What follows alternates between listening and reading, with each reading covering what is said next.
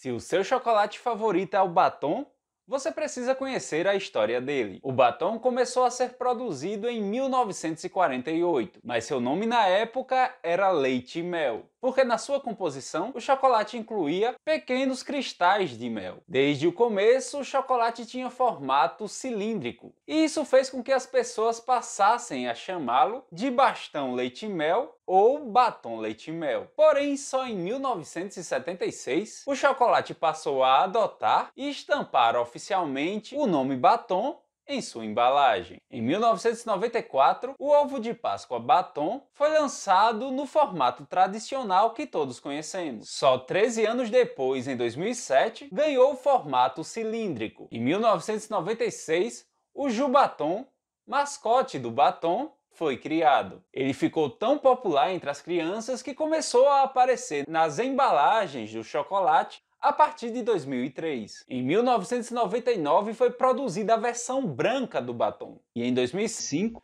o Batom entrou para o time de chocolates que fazem parte da caixa amarela de bombons da Garoto.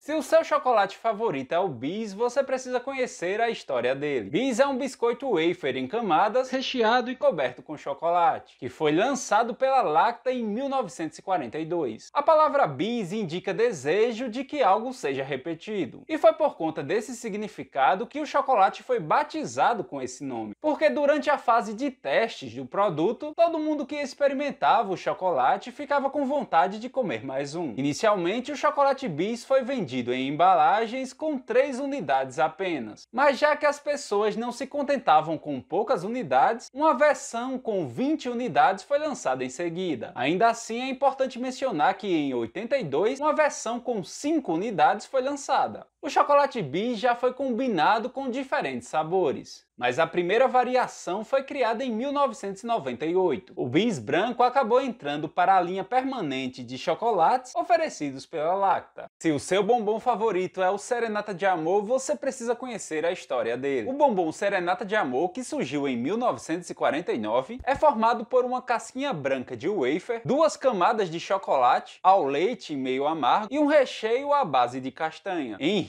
o responsável pela empresa que deu origem à marca Garoto e também responsável pela criação do bombom, recebeu a sugestão de chamá-lo de Serenata ao Luar. Quem deu a sugestão foi a irmã de sua cunhada, que naquela época namorava um rapaz romântico, que tinha o costume de fazer serenatas para a amada. Só que Luar já era o nome de outro bombom, então ele acabou batizando o bombom de Serenata de Amor. No começo, a embalagem do bombom estampava um violão, mas em 1960, o violão foi substituído por imagens da lua e das estrelas. O bombom é tão querido pelos consumidores que muitas variações do produto foram lançadas ao longo dos anos.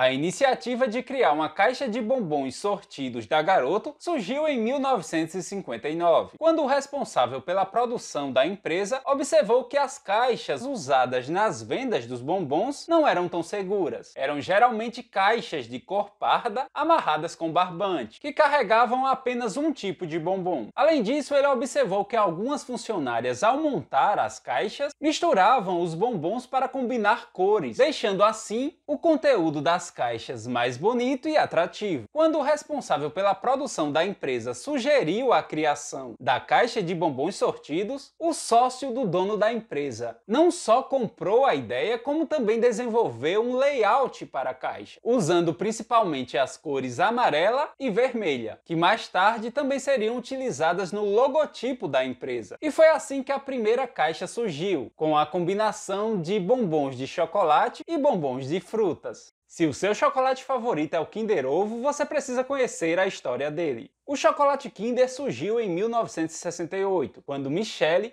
filho do empreendedor italiano Pietro Ferrero, decidiu colocar em prática a ideia de criar um chocolate apropriado para o consumo das crianças, com mais leite e menos cacau. Em 1974, o chocolate Kinder, que era comercializado no formato de barra, assumiu também o formato de ovo. A ideia era vender pequenos ovos de chocolate que escondiam um brinquedo dentro deles, e assim estender a magia da Páscoa para o ano inteiro. Inicialmente, os brinquedos que acompanhavam o Kinder Ovo eram genéricos, como, por exemplo, pequenas bailarinas. A partir de 1975, a empresa buscou confeccionar brinquedos a partir de personagens conhecidos pelo público infantil. Se a pastilha de hortelã da Garoto fez parte da sua infância, você precisa conhecer a história dela. A pastilha de hortelã extra forte, criada à base de açúcar, gelatina e mentol, foi lançada em 1934, mesmo ano que a empresa que deu origem à marca Garoto passou a produzir chocolates. Inicialmente, a empresa se dedicava à produção de balas e pastilhas. Até o começo da década de 60,